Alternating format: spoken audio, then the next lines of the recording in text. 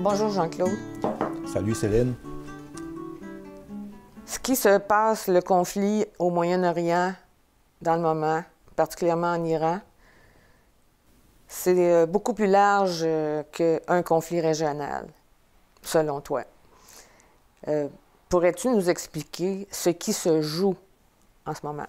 Bien, en fait, là, au Moyen-Orient, particulièrement en Iran, on est sur un point où il y a deux mondes qui se confrontent. C'est une ligne de fracture entre deux plaques tectoniques, c'est-à-dire la puissance anglo-saxonne qui est en marche vers une domination totale, le globalisme, puis de l'autre côté, une alliance de pays qui sont sur une position, disons, souverainiste. Alors donc, et puis pour comprendre ça, parce qu'au Moyen-Orient, il y a une vieille blague là, qui circule, c'est que si vous pensez avoir compris quelque chose au Moyen-Orient, c'est qu'on vous l'a mal expliqué. Alors donc, nous, ce qu'on va faire, c'est qu'il y a une façon de comprendre ce qui se passe. Et puis ça tient à la géographie. En fait, ce qui se confronte là, c'est la puissance maritime anglo-saxonne et la puissance terrestre. C'est ça qui se confronte en Iran. Et de cette confrontation-là peut arriver un point de bascule où l'Occident, qui est la grande référence sur la planète depuis au moins 5 siècles, ce pouvoir-là, ce centre de gravité de pouvoir-là, économique, etc., va basculer puis s'en aller vers l'Eurasie. Alors, c'est un temps fort dans l'histoire. Et puis, pour comprendre que le cadre qui nous permet de faire la lecture de ça, c'est la géographie. La géographie qui porte, qui est un déterminant de la politique, qui porte le phénomène politique. Et donc, pour comprendre, on va revenir vers la genèse de ces deux puissances-là, la puissance maritime, la puissance terrestre. Et puis, on va revenir finalement au code source de la civilisation occidentale. On va revenir à la Grèce antique pour voir que là, on a des clés pour comprendre, voir le repère, voir aussi le départ de ce grand mouvement-là vers la mondialisation. Qu'est-ce que la Grèce antique peut nous révéler? En ce qui concerne la relation terre-mer, la puissance maritime, la puissance terrestre, c'est que la Grèce antique, d'abord, c'est le code source de l'Occident, ça vient de là. Et puis, la Grèce, c'est la rencontre de 3 continents à cause de les puissances maritimes autour de la mer Méditerranée. Et donc, c'est la rencontre des 3 continents. La Grèce est la fille des mers. Okay? La Grèce est la fille des mers. L'autre chose qu'on apprend de la Grèce, c'est que de là, en Grèce, est venue cette affirmation-là que la terre est la mère du droit. Donc, on a les deux thèmes sont là. Et il y a un autre élément que la Grèce antique nous amène parce qu'on est dans une confrontation concernant le Moyen-Orient et où il y a une puissance américaine qui est plus ou moins en déclin, puis il y a une puissance d'Eurasie qui est en montée de puissance. Donc, l'historien de l'Antiquité, Thucydide, lui, il avait établi que dans un contexte comme celui-là, ça mène à la guerre. Alors donc, c'est un élément, on va y revenir à la fin avec Thucydide, mais la Grèce antique, c'est ça. Et puis, c'est aussi à peu près à cette période-là où s'ouvre peut-être la première voie vers la mondialisation, qui est la route de la soie. La route de la soie, tu dis que c'est la première voie commerciale vers la mondialisation. Explique-nous qu'est-ce que... Bien, c'est parce que ça rejoint, c'était l'Asie, l'Occident faisait le pont avec l'Asie, un pont terrestre, Et puis, éventuellement, ça va évoluer. Et puis, on regarde, sur la route de la soie, il y avait la soie, naturellement, qui valait très, très cher. 1 kilo de soie équivalait à une certaine époque à 1 kilo d'or. OK? Il y avait les épices. Mais il y a eu, au Moyen Âge, avec Marco Polo, là, on a vu apparaître le papier, la poudre à canon, puis les pâtes alimentaires. Le spaghetti italien, il vient de la route de la soie. OK? Alors donc, et puis, ce qui est arrivé, c'est que vers 1453, il y a la chute de Constantinople, les Ottomans s'installent, et donc cette route terrestre-là, elle va être plus ou moins bloquée, et ça correspond aussi à une période où l'évolution de la construction des bateaux, et puis des instruments de navigation, etc., fait en sorte qu'on va sortir de la Méditerranée, la mer intérieure, pour s'ouvrir, c'est une révolution spatiale, sur l'Atlantique. Et en même temps, il y a en Chine, eux aussi, ils sont sur la mer, et puis ils sont beaucoup plus avancés en termes de construction de navires. Ils ont des navires de 300 pieds, de 100 mètres. Et puis, ils ont des flottes, et puis c'est l'amiral Zheng Yi. Et puis, il y aurait eu une confrontation à ce moment-là, maritime, sauf que l'empereur chinois, pour une raison que moi j'ignore complètement, là, a fait brûler les flottes. Il a réduit la construction des bateaux, et puis si on dépassait telle dimension, bateau côtier, c'était à peine de mort. Donc, on comprend, là, ils ne sont plus dans le portrait, la Chine se referme, là. Et puis, de l'autre côté, on revient sur l'Atlantique, et là, c'est la révolution spatiale, c'est l'œuf de Colomb.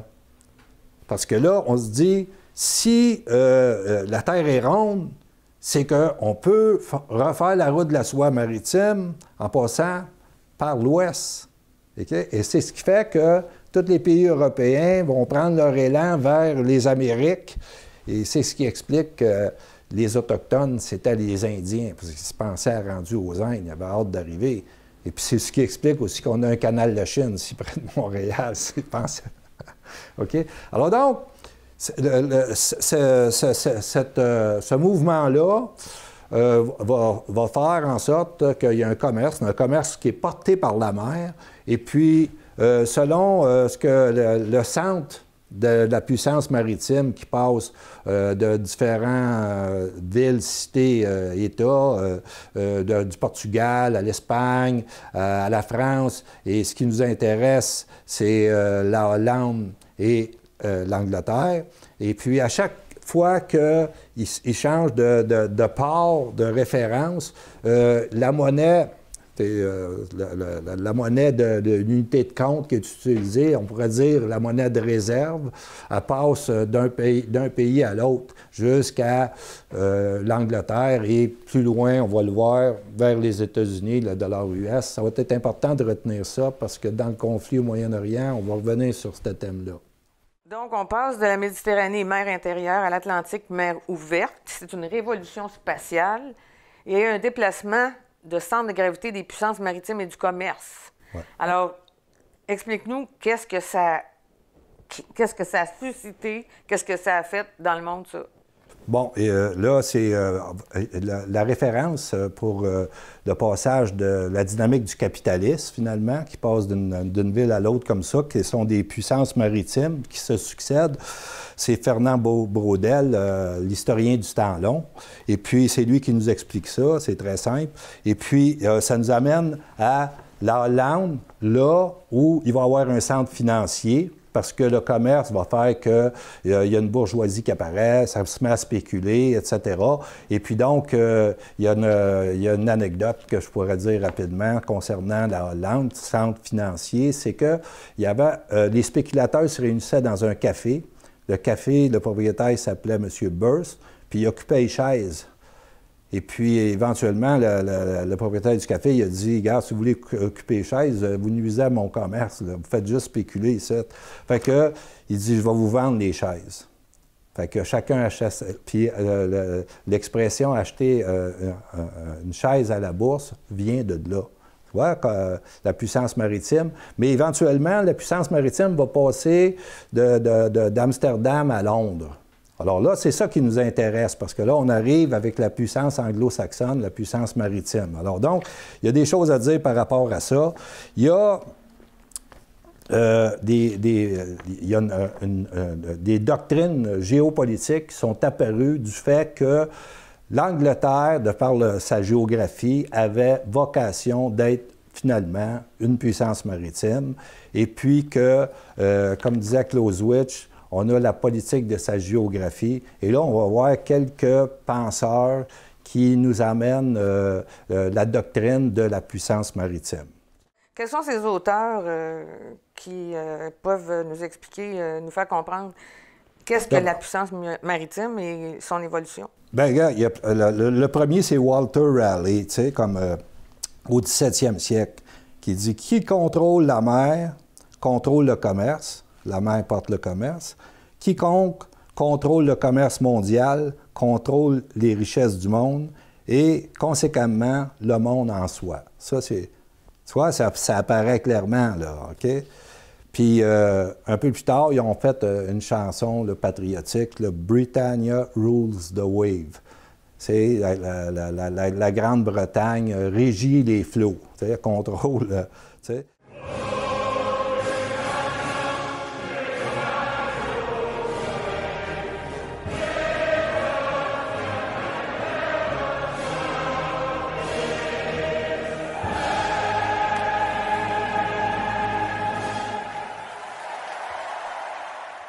Pendant que les choses se précisent sur la mer, sur la terre, se règlent beaucoup de choses. Oui, c'est ça, parce que là, de l'autre côté, on a Walter Raleigh qui vient de nous dire, regarde, qui contrôle la mer, contrôle le commerce, etc. On voit que se dessine la puissance maritime, la doctrine. Hein? Et de l'autre côté, en Europe, à la même époque, en 1648, il y a le traité de Westphalie. Alors ça met fin à la guerre de 30 ans, des conflits extrêmement complexes entre différents groupes sur le territoire européen. Et là, ils décident qu'ils vont cadrer ça avec une doctrine qui est le souverainisme. Le souverainisme, c'est que chaque État est souverain, et donc là, s'il allait y avoir des guerres, ça allait être entre les États, puis ça allait être plus simple à gérer. Alors donc, chaque État... Donc là, on a la puissance maritime et la puissance terrestre qui se précisent. Et puis, il va y avoir d'autres penseurs qui vont venir, comme Alfred Mahan, il a écrit un livre, « The Influence of Sea Power Upon History », c'est du 18e siècle. Et là, contrairement à l'école géopolitique allemande, l'école géopolitique anglo-saxonne pense que les mers ont un rôle majeur à jouer en géopolitique. C'est ça que... Et là, après ça, l'Angleterre va monter en puissance, va devenir un empire sur lequel le soleil ne se couche jamais. Et là, ça nous amène au début du 20e siècle. Et là, il y a un penseur qui est une grande référence pour les Anglais, c'est Mackinder, avec son concept de l'île-monde. Là, lui, il comprend que la puissance maritime va être confrontée avec une puissance terrestre, grosso modo, l'Eurasie qui pourrait être alliée avec l'Europe. Alors, il dit, c'est eux autres qu'il faut contrer et les empêcher de monter en puissance. Et puis, avec la Première Guerre et la Deuxième Guerre, ça va favoriser la montée en puissance des États-Unis. Et puis, là, à ce moment-là, la puissance maritime, son centre passe de l'Angleterre vers les États-Unis et en même temps, la monnaie de réserve, l'unité de compte, la livre anglaise cède le pas au dollar US. OK, on comprend ça. Alors donc, aux États-Unis, un autre penseur, lui, Spikeman, lui, il dit, il relance sur Mackinder l'île-monde, puis il dit, pour contenir l'île-monde, le containment, ça vient de lui, OK? Il dit, il faut, il y a ceux qui sont autour, le rim, OK? Le cercle des pays autour, il dit, c'est eux autres qu'il faut qu'il faut contenir, qu'il faut empêcher que la puissance terrestre puisse sortir plus ou moins de son isolement. OK? Alors donc, on en est là. Et puis, ces doctrines-là sont encore actuelles. On va le voir en s'en allant vers la fin de cette capsule-là. On est en 1945, les États-Unis sont la nouvelle puissance maritime et l'URSS la puissance terrestre. Qu'est-ce qui se passe? Un nouvel ordre mondial? Ben oui, puis surtout que les Américains n'ont pas subi les dommages de la guerre. Ils ont surtout profité de cette guerre-là pour sortir de la grande crise de 29 puis monter en puissance industrielle. Et puis, le dollar, à ce moment-là, devient la référence parce que là, on va l'appuyer sur l'étalon or, et puis jusqu'à 1971. Et là, toutes les institutions qui vont se faire dans l'entente de Bretton Woods, c'est la Banque mondiale, le FMI, le Fonds monétaire international, etc. Ces institutions-là, et puis les institutions financières, tout ça, c'est dans la matrice du dollar. Mais de l'autre côté, il y a sûrement une montée en puissance des États-Unis, mais de l'autre côté, c'est former un bloc. L'URSS, quand même, a mené la guerre contre l'Allemagne nazie et ils ont gagné beaucoup de territoires et d'influence. Et donc, ils ont formé un bloc, c'est le bloc soviétique. Et là, on voit la puissance maritime et la puissance terrestre qui se confrontent puis qui se gardent quand même dans un certain équilibre. Et puis, il va y avoir surtout un équilibre de la terreur. On l'a vu avec le blocus de Cuba en 1961, là où les puissances nucléaires se confrontaient directement et on était dans un moment de très haute tension. Et puis ça s'est résorbé à partir de chacun des deux a décidé que leur doctrine sur le nucléaire allait être qu'il allait faire juste une riposte, il n'allait jamais attaquer les premiers avec l'arme nucléaire. Bon, ça s'est maintenu de même.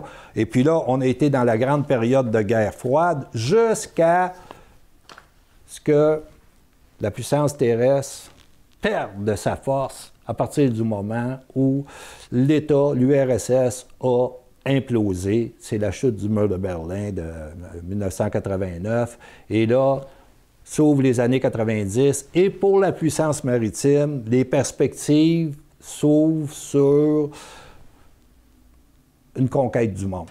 Parce que là, on ne voit pas de puissance de l'autre côté qui peut contrer cette volonté-là. Alors, nous, on est là, on s'approche tranquillement du Moyen-Orient. Parce que en 1990, c'est là que commencent les attaques au Moyen-Orient des États-Unis en l'Irak. La première phase, parce qu'il y a eu deux agressions contre l'Irak. La première phase. Et puis, ça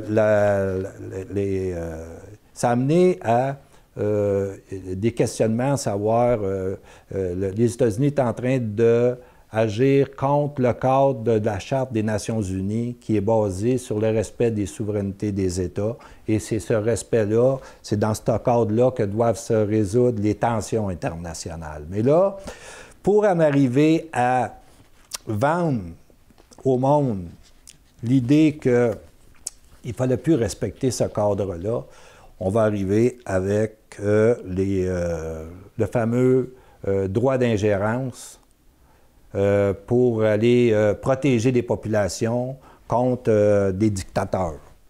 Des dictateurs qui tuaient le peuple, qui les martyrisaient, peu importe, on est là. En 1997, c'était... Ils ont beaucoup utilisé Médecins sans frontières pour vendre au monde. Tu sais. Il y avait le président, le docteur Kouchner.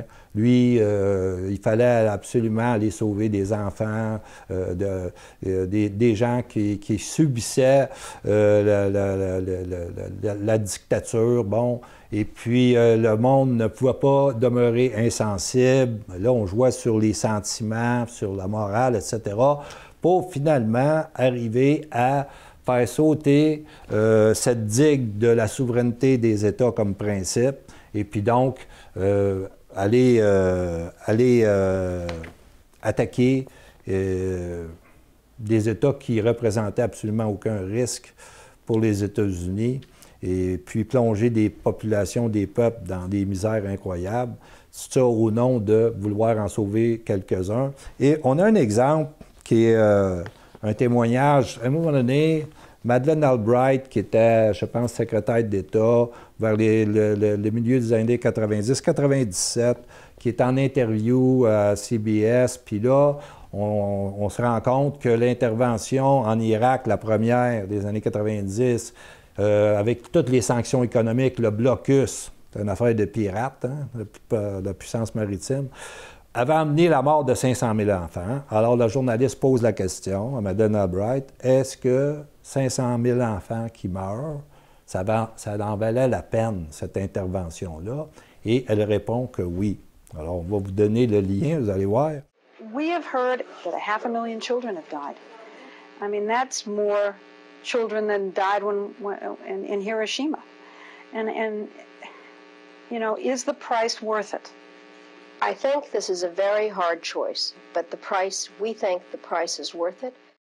Et puis, deuxième phase pour l'attaque en Irak, c'est après le fameux septembre 2001. Il y a celui qui témoigne de ça, parce qu'on ne va pas spéculer et faire des théories du complot. C'est l'ex-général Wesley Clark. Il dit, après 2001, il était à Washington. Aujourd'hui, il était à cette époque-là, il était en fonction. Ils ont fait venir, puis ils ont donné une liste, ils ont dit, voici. Il dit, au Moyen-Orient, on a 7 pays à attaquer dans les 5 prochaines années. Donc, on a la Libye, naturellement, la Syrie, et puis l'Irak, et puis en dernier, très important, l'Iran. OK? Alors, tu vois qu'il y a une marche de l'empire du chaos qui commence au Moyen-Orient à partir du moment où la puissance terrestre vient de disparaître comme contrepoids, là. So I came back to see him a few weeks later, and by that time we were bombing in Afghanistan. I said, are we still going to war with Iraq? And he said, oh, it's worse than that. He said, he reached over on his desk, he picked up a piece of paper, and he said, I just got this down from upstairs, meaning the Secretary of Defense's office today, and he said, this is a memo that describes how we're going to take out 7 countries in 5 years, starting with Iraq, and then Syria, Lebanon, Libya, Somalia, Sudan, and finishing off Iran. OK? Alors, donc, c'est ça. Et puis, l'autre étape, c'est en 2011. Là, ils sont dans le programme d'attaquer ces pays-là. Donc, là, ça va être la Syrie, puis c'est le Yémen en 2014-2015, etc. Donc, on voit que la puissance maritime, à ce moment-là, est dans une proposition, sa doctrine, c'est le globalisme, et que c'est, en dernier, à partir de l'Iran, là, tu es aux frontières de la Chine puis de la Russie, et donc, ces 2 pays-là vont comprendre que, ultimement, ils sont visés par le globalisme. Juste faire une nuance pour expliquer rapidement que le globalisme, la mondialisation néolibérale puis la mondialisation, c'est des choses différentes. La mondialisation découle du fait que les moyens de communication, les voies de commercialisation sont développées, et puis donc ça mène à la mondialisation. C'est une donnée des moyens de communication. Le deuxième, c'est la mondialisation néolibérale qui vient avec les années, fin des années 70-80, là où ce que les entreprises transnationales américaines, ils veulent qu'on abatte les frontières, les barrières tarifaires, des réglementations, etc., pour s'en aller sur la conquête du monde, le capital à la conquête du monde. Mais dans le globalisme, c'est une volonté de dominer complètement la planète. Et puis, à partir de tous les spectres, le full dominance spectrum, OK, qui fait partie de la doctrine des États-Unis, full dominance spectrum, c'est le mot d'ordre qui apparaît aux années 90 parce que là, ils n'ont plus de puissance terrestre, l'URSS devant eux pour les contrer. Voilà, c'est la full dominant spectrum. Et puis, ça commence par le militaire qui tient tous les autres spectres comme l'économie, la culture, les communications, etc. Alors donc, c'est ça. Et là, on s'approche tranquillement de l'Iran. Pendant ce temps-là, la puissance terrestre va se refaire, puis la Russie va même intervenir en Syrie. Ça va avoir un impact sur la théorie, la doctrine Full Dominant Spectrum des États-Unis. Ça va être bloqué. Qu'est-ce qui va arriver? Là, on se retrouve sur la ligne de fracture, c'est ça? Oui, exactement ça. On est sur la ligne de fracture parce que là se précise la confrontation entre la puissance maritime et la puissance terrestre. Alors donc là, on est dans la haute tension, là. Et puis, il faut comprendre que la motivation, pourquoi l'Empire marche au Moyen-Orient comme ça, c'est l'empire du chaos, finalement, OK? C'est le chaos derrière eux, hein?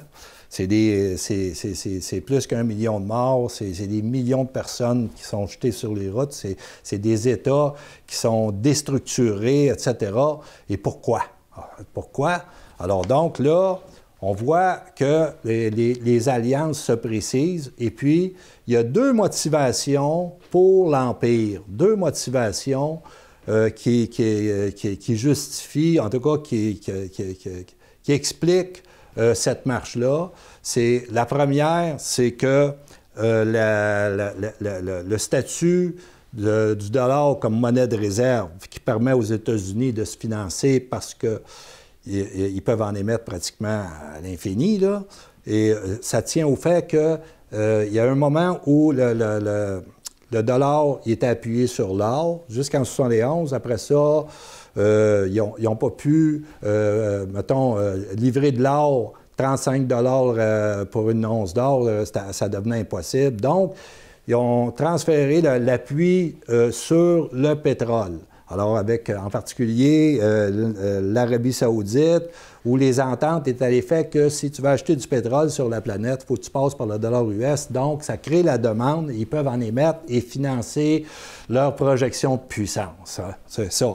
Alors, ça, c'est la première raison, c'est que la géopolitique de l'énergie, c'est que les pays d'Eurasie, l'URSS, la Chine, eux, c'est une puissance énergétique, mais il y a des réserves au Moyen-Orient. Et donc, si ça tomberait sous l'influence de l'Eurasie, alors on comprend que le collatéral sur quoi s'appuie le dollar tomberait. Parce que là, il y a un paquet de monde qui serait obligé de passer par d'autres monnaies pour transiger le pétrole. C'est aussi simple que ça. C'est la première raison. Le dollar, c'est l'instrument de puissance numéro 1 des États-Unis. C'est par la matrice dollar qu'ils peuvent soumettre des pays à des sanctions, etc. Donc, c'est un instrument de puissance, OK? Et la deuxième raison pourquoi l'axe qui est lié à l'Eurasie, on peut dire l'Iran, l'Irak en partie, la Syrie sûrement, et le Liban en partie, cet axe-là, c'est aussi un axe qui résiste à l'autre motivation, c'est la doctrine d'État de l'Israël, qui est le sionisme, qui est de se doter d'un État, mais avec quel territoire? Et le territoire en question, c'est un grand Sion. Et donc, ça suppose qu'on va balayer les Palestiniens et qu'on va ramasser des morceaux autour. Et ça va faire qu'il va y avoir des pays qui vont se solidariser, les pays arabes, avec la cause palestinienne et qui vont vouloir créer une résistance à ça. Donc, on a l'axe de résistance qui correspond, des mêmes pays, l'axe de résistance, à l'axe de la géoénergie, là. Okay? La géopolitique de l'énergie. Alors, on a les deux raisons pour lesquelles les États-Unis doivent absolument garder une forte présence militaire dans cette région-là. Et donc, on s'approche tranquillement vers l'Iran. Et là, c'est vraiment le point de bascule parce que l'Iran, derrière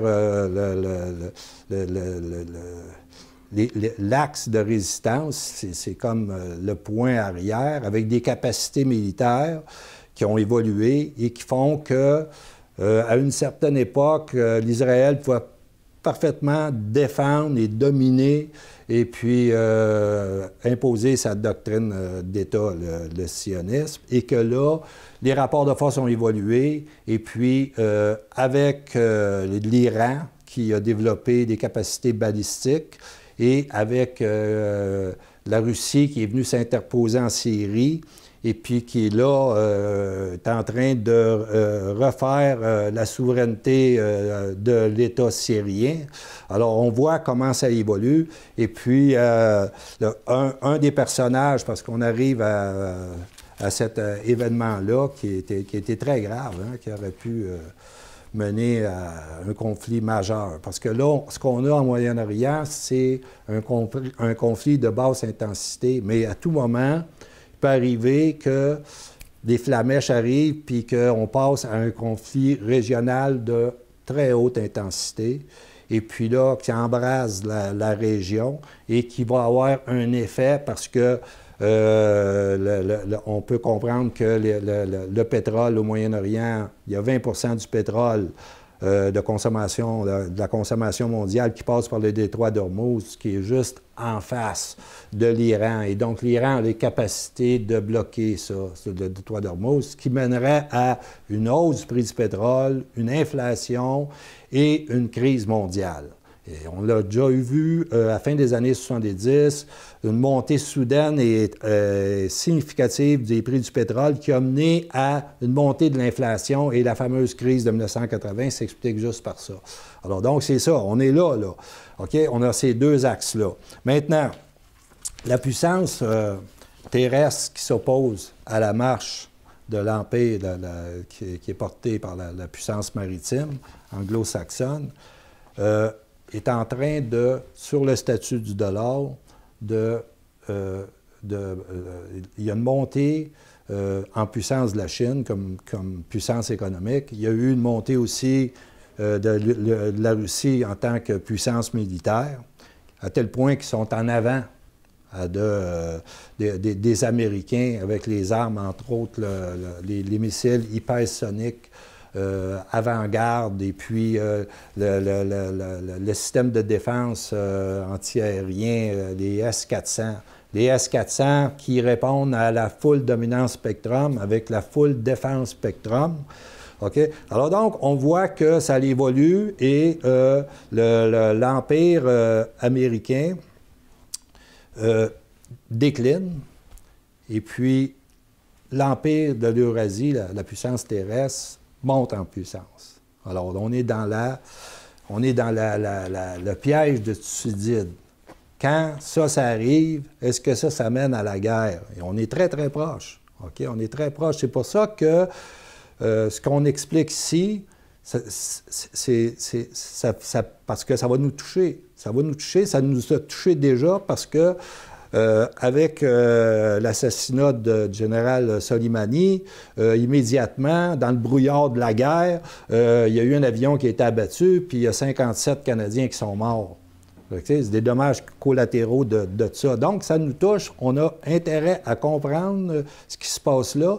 Et là,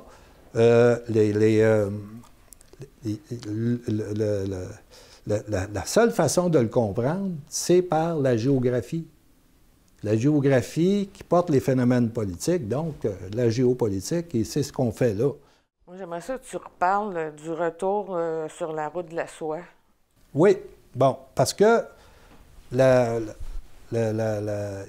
on voit qu'il y a une puissance qui décline. On va y venir un petit peu plus tard là, pour expliquer ce qui se passe aux États-Unis, puis l'arrivée de Trump sur la scène politique, ce que ça signifie. Encore là, terre et mer, mais la Chine est en train de déployer le retour de la route de la soie. OK? On se souvient de l'amiral Wang Yi, qui avait sa flotte, etc., puis qui ont décidé de la brûler puis se refermer. Mais là, ils sortent 5 siècles plus tard. Et puis, cette route de la soie-là, la nouvelle route de la soie, en anglais, c'est Belt and Road Initiative, BRI. OK? Vous pouvez faire des recherches là-dessus, c'est très important. Vous allez voir l'ampleur que ça a. C'est des milliers de milliards d'investissements dans des infrastructures à la fois terrestres et maritimes. Et puis, la capacité de ramifier à peu près 60 de la population terrestre et des pays en développement. Je vous souligne que vous pourriez vous intéresser à la présence de la Chine en Afrique pour voir. Ils ont des centaines de milliards d'investis là en infrastructure. Il y a plus qu'1 million de Chinois en Chine présentement. Et puis, ils sont en train de, petit à petit, tasser les puissances, les ex-puissances coloniales, là. Okay? Alors, on voit qu'ils sortent du containment, et puis, l'Iran, c'est ce point de bascule-là, c'est un pays clé dans le containment de Spikeman dont on parlait un peu plus tôt, là. Okay? On est toujours sur les mêmes lectures géopolitiques de puissance maritime versus puissance terrestre. Et puis, dans la montée en puissance économique de l'Eurasie, il y a, avec la Russie, une entente pour se débarrasser du dollar US avec son statut de monnaie de réserve. Ça, c'est énorme. Ça, c'est énorme. Ça, c'est probablement l'ultime point de bascule tourne autour de cette question-là. Et pour contrer le globalisme, ils vont s'appuyer sur la doctrine souverainiste? Bien oui, parce que eux, puis surtout, c'est très, très clair avec Poutine. Très, très clair. Parce que Poutine... lui, c'est Make Russia Great Again. Lui, c'est vrai. Il se fait un bon moment qu'il est sur le cas. Et puis, pour lui, il n'y a pas de volonté d'être une puissance impériale parce que ça ne s'accorde pas tout à fait. Mais avec l'appui de la Chine, et puis là, lui, ce qu'ils veulent, eux autres, comme proposition à faire aux États, c'est de dire on est là pour être les garanties du respect de votre souveraineté. C'est le cas en Syrie, c'est le cas en Irak, entre autres en Irak, présentement. Dernièrement, le premier ministre Mahdi a eu des échanges avec les Américains pour reconstruire, refaire l'assise de l'État avec les infrastructures, etc. Et puis les Américains, ils ont dit, oui, mais il faut que tu nous donnes la moitié de ton pétrole. Et puis, il s'est tourné de bord. Il a fait une rencontre avec la Chine. Et là, la Chine est arrivée, puis il dit, regarde, on va déplier de l'argent, une première tranche de 10 milliards. En contrepartie, tu nous livres du pétrole. Et donc, cette entente-là, c'est ce qui explique tous les troubles qu'ils ont eus à Bagdad. Et puis, parce que les Américains ils ont activé le fameux logiciel de la révolution de couleur, tu comprends? Et puis, parce que là, les Américains ne peuvent pas accepter que l'Irak se tourne complètement vers la Chine. C'est aussi une trajectoire de la route de la soie terrestre. Hein, ça va? Et puis, là, l'Irak, suite à l'assassinat du général Soleimani, sont en pourparlers avec la Russie pour obtenir des fameux S-400, défense aérienne. Et puis, là, c'est une autre impossibilité parce que les Américains ne peuvent pas, ils ne peuvent pas se retirer de là et permettre à l'Irak d'avoir une couverture aérienne telle que eux, leur aviation, tout ça, ne pourrait pas dominer le ciel. Donc, le S-400, c'est l'instrument, mettons, militaire de la souveraineté, alors que l'entente avec la Chine, c'est l'instrument économique financier de la souveraineté de l'Irak. C'est ça l'affaire. Okay? On peut aussi parler de Poutine concernant sa doctrine souverainiste, puis sa lecture du politique, puis comment il aborde ça concernant la Turquie. La Turquie qui a acquis les S-400. Et comment ça s'est arrivé? C'est qu'à un moment donné, la Turquie, c'était le pays clé, c'est un pays membre de l'OTAN. Il y a la plus grande base de l'OTAN dans cette région-là est en Turquie, Incirlik. Et puis, la Turquie, c'était membre de la coalition pour le projet de faire tomber les pays là, okay, qui étaient dans l'axe de résistance. Ils étaient donc très alliés avec les Américains. Ils ont même tiré sur un chasseur russe à un moment donné.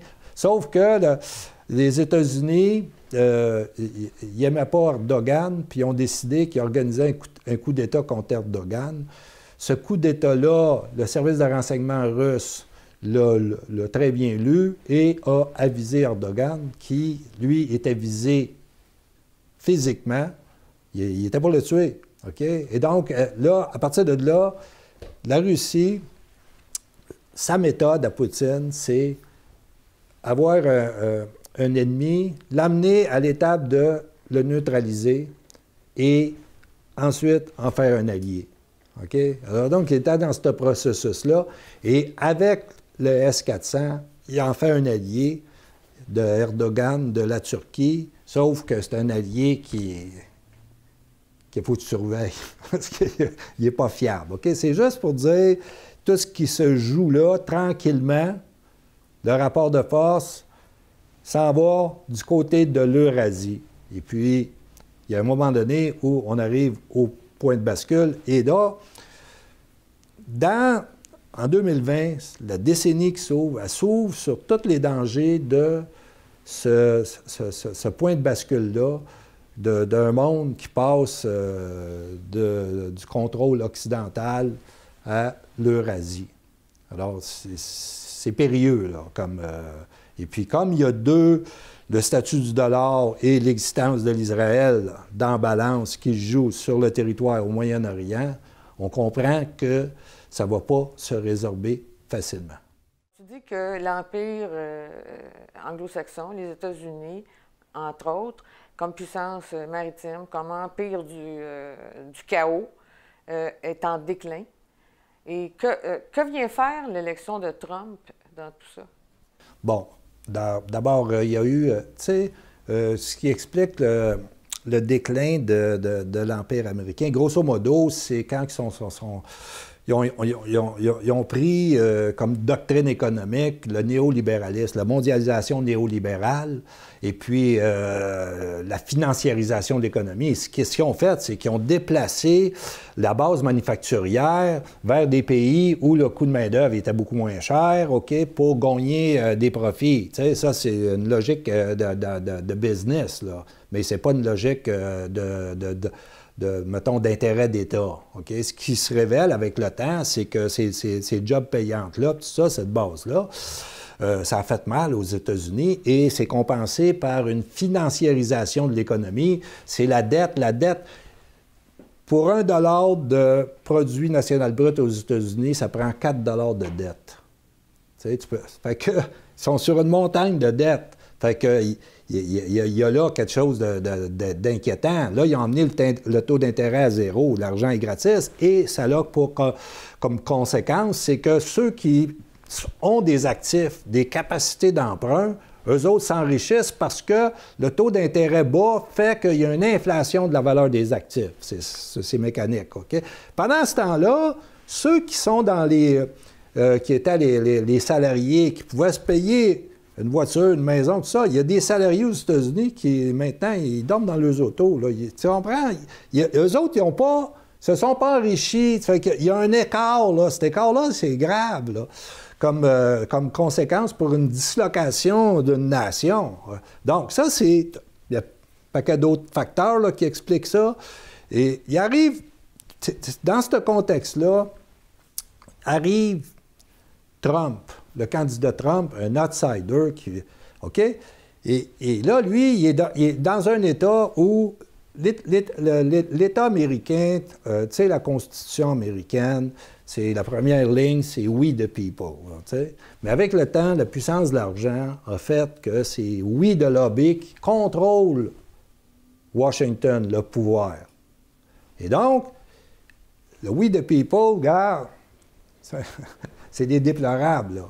OK? Et donc, ces réseaux-là, c'est l'État permanent, OK?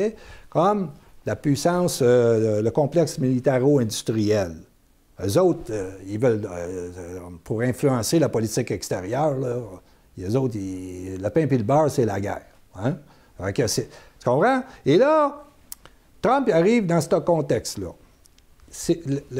Les politiciens aux États-Unis, suite à une décision de la Cour suprême, OK, tu peux, le capital, l'entreprise, la corporation a des droits démocratiques. Normalement, les droits démocratiques appartiennent aux citoyens. Le reste, c'est une corporation, une business, peu importe. Le capital n'a pas de droits démocratiques. Il y a des capacités d'influence. Mais là, sa capacité d'influence fait qu'il n'y a pas de limite à ce que le capital peut se payer comme politicien. C'est une business a été élue aux États-Unis. Ça te rend multimillionnaire, OK? C'est ça. Fait que ces réseaux-là, ils ont des intérêts et c'est eux autres qui orientent la politique américaine. Et là-dedans, on peut comprendre que tu es dans la corruption légalisée. OK? Et donc, c'est dans ce contexte-là que Trump arrive, l'outsider. Et puis, il va faire sa campagne, puis je vais vous dire, gars, durant sa campagne, il fait un discours à West Palm Beach. C'est une déclaration de guerre contre toute cette réalité-là à Washington, les corrompus. Il les traite de criminels et il dit, je vous dis deux lignes, OK? Il les traite de criminels, toute cette gang-là. Il dit au peuple, c'est votre dernière chance de reprendre le contrôle de votre État. Sinon, les oligarques, OK, vous allez être dans une dictature d'oligarques. C'est déjà le cas, mais regarde. This is a struggle for the survival of our nation, believe me. And this will be our last chance to save it on November 8th. Remember that. This election will determine whether we're a free nation or whether we have only the illusion of democracy, but are in fact controlled by a small handful of global special interests rigging the system, and our system is rigged. They will attack you. They will slander you. They will seek to destroy your career and your family. They will seek to destroy everything about you, including your reputation. They will lie, lie, lie, and then again, they will do worse than that. They will do whatever's necessary. The Clintons are criminals. Remember that. They're criminals. Fait que ça, c'est sa déclaration. C'est une déclaration à la Fidel Castro, ça. T'sais? Et puis, il ajoute, il dit, les guerres, la guerre en Irak, ça s'est fait sous des mensonges, etc. On n'a pas d'affaires là. On a perdu 5000 soldats, des milliers de blessés. Comprends-tu? Ça nous a coûté des milliers de milliards, tout ça, pour arriver où? On va ramener les boys. On va ramener nos troupes. On va les sortir du Moyen-Orient. Tu comprends que, à partir de ce que j'ai dit, OK, ce que j'ai dit tantôt, ils ne peuvent pas sortir les troupes du Moyen-Orient pour les deux motivations que je t'ai dit, protéger le statut du dollar et protéger l'Israël contre les forces qui lui sont hostiles autour, qui viendraient là se renforcer direct à leur frontière de l'Israël. OK? Bon, ces deux éléments-là. Ces deux éléments-là. Alors donc, la raison pour laquelle Trump, là, on comprend que les États-Unis, quand que je fais cette description-là, on a affaire à un État zombie, habité par des esprits malais. Tu sais? On peut dire au sens biblique du terme. Tu sais? Et Trump, il se dresse contre ça. Du moins, dans sa campagne électorale. Hein? Du moins, c'est sa promesse. Et là, il va être élu, et il va être élu par quoi exactement? Tu prends les États-Unis, il est élu par le centre, par la terre, alors que les forces électorales qui s'opposent le plus à lui, c'est des interfaces maritimes, tu sais? Los Angeles, New York. Tu comprends? Alors, ceux qui étaient au pouvoir, qui avaient leur réseau des institutions, la CIA, service de renseignement, le FBI, etc., les institutions de l'État étaient incrustées par les réseaux qui tournent autour d'Obama, les Clinton, OK? Et ce gars-là, quand il apparaît, puis on voit que de plus en plus, sa stratégie, c'est la transgression dans les communications. Et donc, il s'accapare les médias. Les médias pensent que c'est terrible que ce qu'il vient de dire, on va pouvoir le descendre avec ça, mais il en rajoute continuellement. Mais ce que les médias ne comprennent pas, c'est sa stratégie de communication. Il parle aux déplorables. Et c'est les déplorables, la Terre, qui va élire Trump. Trump, c'est un politicien, c'est un président qui arrive dans une puissance maritime planétaire avec une doctrine souverainiste. « Make America Great Again ». Et c'est pourquoi ces réseaux-là de l'État permanent ont monté des opérations pour s'en débarrasser. Et ces opérations-là, clairement, le Russia Gate, puis ensuite le Ukraine Gate, OK, ce sont des tentatives de coup d'État. Et maintenant, on est rendu au Sénat avec ça. Maintenant, juste pour terminer là-dessus, c'est que au Sénat, l'histoire en Ukraine concernant l'ex-vice-président Joe Biden, son fils, la compagnie Burisma, etc. Ce qui s'est passé là, et c'est documenté par l'avocat de Trump, M. Giuliani, et c'est que l'aide américaine était envoyée et il y avait une partie qui était détournée et qui revenait dans la poche des politiciens américains. Alors, j'ai entendu dernièrement dire Steve Bannon, puis là, Giuliani a tous les éléments de ça, les témoins sont là-bas, les papiers, etc. Steve Bannon, il dit, le procès au Sénat, les républicains sont majoritaires, il dit, ça va être le procès du siècle. Parce que Steve Bannon pense que le Sénat va permettre aux témoins Giuliani et les autres témoins de l'Ukraine de venir et d'être entendus pour montrer l'étendue de cette corruption-là. Le problème, c'est que c'est une corruption qui ne concerne pas juste les démocrates, ça concerne les républicains. Entre autres, Leslie Graham, qui est mis en cause. Leslie Graham, qui est au picossé derrière le dos de Trump. Okay? Et là, le procès du siècle que Bannon nous annonce, d'après moi, n'aura pas lieu. Pourquoi? Parce que si on est dans une guerre civile à l'intérieur des institutions aux États-Unis, hein, ça n'aide pas au déclin, là. Okay? Et là, ce que le public verrait s'il y avait tous ces témoignages-là, c'est tout simplement le degré de corruption de cet État-là. Tu comprends? Et ça, comme nuisance à la crédibilité de l'État américain sur la planète, là, c'est comme une fatalité, là. Donc, ça ne peut pas avoir lieu.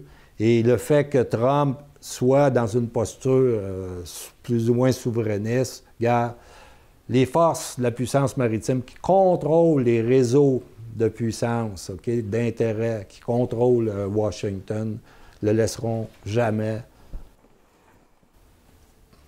remplir ce qui était son slogan « Make America Great Again ». Alors, qu'est-ce qui va advenir avec Trump? Puis les États-Unis. Puis les États-Unis. Bien, ce qui arrive, c'est qu'on constate qu'il y a une puissance maritime qui est présidée par quelqu'un qui a une doctrine souverainiste. Il y a une contradiction là. Et ceux qui pensent que Trump va réussir à imposer une doctrine souverainiste à cette puissance maritime-là, qui est planétaire, bien, ils ignorent le fait que les réseaux d'intérêt qui contrôlent Washington vont recadrer ce président-là ou vont l'éjecter. Et puis voilà. Et puis pendant ce temps-là, bon, ben, l'Eurasie, la puissance terrestre continue à monter, puis accumule ses avantages. Donc, conclusion. Alors, les États-Unis sont dans une vulnérabilité. On le voit par les menaces qu'ils font à leurs propres alliés économiques pour se soumettre à leur politique. Alors, on n'est plus dans le soft power, là, on est dans la menace directe. Et puis, d'où vient cette vulnérabilité-là? Ça vient des choix qui ont été faits dans les 40 dernières années. C'est-à-dire que les Américains, dans la doctrine de Mackinder puis de Spikeman, le monde, eux autres, les Américains, aux années 70, il y avait Kissinger, il y avait Brzezinski. Eux autres, ils ont dit il ne faut pas que la Russie et la Chine s'unissent ensemble. Alors, l'idée, c'était d'ouvrir à la Chine et mettre la pression sur la Russie. Et éventuellement, ça va réussir parce que l'URSS va imploser. Mais la Chine, elle, s'ouvre sur le commerce. Et donc, elle passe à marche sur une croissance économique et éventuellement, elle devient l'atelier du monde. Et puis, elle accumule de la richesse. Et puis, avec le temps, pendant ce temps-là, les États-Unis, eux autres, sont dans la financiarisation de l'économie. Leur base manufacturière s'en va. Et puis là, c'est la financiarisation puis la dette qui nourrit l'illusion de la richesse. OK? Alors donc, ça, éventuellement, ça mène à une vulnérabilité parce que ces dettes-là s'accumulent. Ça, ils pouvaient le faire, émettre du dollar parce qu'il y avait le statut de monnaie de réserve. On comprend l'importance de garder ce statut-là parce que là où ils sont rendus, ils sont d'une très grande vulnérabilité, ils croulent sous les dettes de partout. Et puis, présentement, c'est la Federal Reserve qui achète la dette américaine. Puis qui achètent aussi des dettes et qui émettent des liquidités pour les institutions financières. OK? C'est les repos. Alors, donc, eux autres, ils se sont mis, avec le temps, dans une situation de vulnérabilité à cause de ça. Les Chinois, eux autres, ils ont monté parce qu'eux autres, ils étaient dans l'économie réelle et non virtuelle. Et donc, petit à petit, ils sont venus à sortir du containment au point de vue des transactions économiques. Et puis aujourd'hui, c'est incroyable, là, le déploiement des 40 dernières années, c'est qu'ils sont présentement les principaux partenaires dans 128 pays, partenaires économiques dans 128 pays sur 190. Et en plus, ils sont dans le grand projet de le retour de la route de la soie. On est sur les thèmes de départ. Alors, le retour de la route de la soie, c'est qu'ils vont investir des milliers de milliards sur les infrastructures de commerce, des voies de commercialisation, à la fois terrestres et maritimes. Alors là, on voit la synthèse de la terre et de la mer, là. Et puis, c'est un levier géoéconomique tellement puissant que comment le parer? C'est inévitable qu'il va y avoir un point de bascule. Et ce point de bascule-là tourne autour de l'Iran parce que c'est dans le rim, dans le cercle du containment. Et puis donc, les Chinois, ils ont prévu des investissements de tenez-vous bien, 400 milliards en Iran. 400 milliards. Ça veut dire, ça, à partir de 5, 6, 7 ans, ils pourraient transformer complètement l'Iran puis le mettre dans le 21e siècle. Et puis là, ils continueraient leur marche parce qu'ils ont aussi une entente avec l'Irak et la Syrie. Alors, ça change tout, là. C'est évident que les Américains ne peuvent pas laisser faire ça. Alors donc, on est dans un contexte de puissance déclinante, puissance montante, et dans ce contexte-là, on revient avec le piège de Thucydide. Dans ce contexte-là, il y a risque de guerre, et il y a un chercheur qui a fait une étude sur les 500 dernières années. Il y a 16 cas où cette situation-là se présente, et dans 12 cas, ça mène à la guerre. Alors donc, les conditions objectives pour un conflit sont réunies. Et celui qui le comprend, puis qui le comprend très bien, c'est Poutine.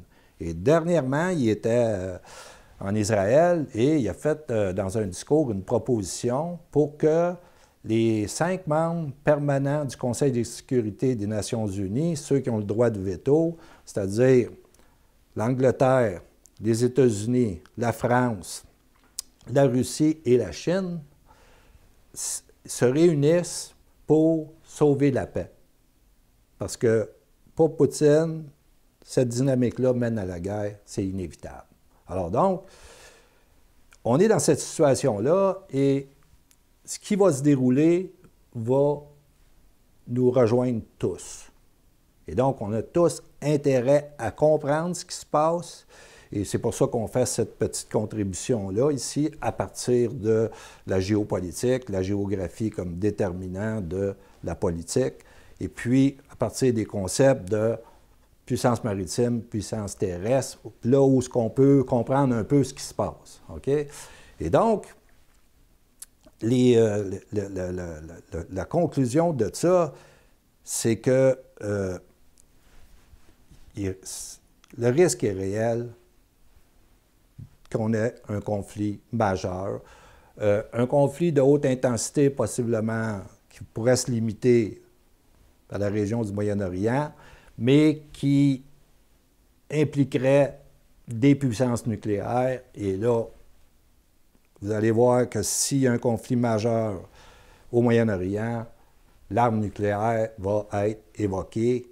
Et donc, on est dans l'année 2020 s'ouvre sur une décennie de tous les dangers. Et puis bon, c'est ce qu'on voulait éclairer les gens là-dessus, parce que les médias, quand ils parlent soit de la Chine, la route de la soie, etc., ou de la Russie, ils ne vont pas objectiver la situation, la vérité de situation, c'est-à-dire, regarde, qu'est-ce qui se joue réellement, mais ils vont être dans la morale, etc. Ils sont dans la cause juste de la puissance maritime. Ils sont complètement avalés par ça, nos médias, et puis ce qui nous empêche d'avoir une intelligence sur une situation qui est très grave. Merci, Jean-Claude.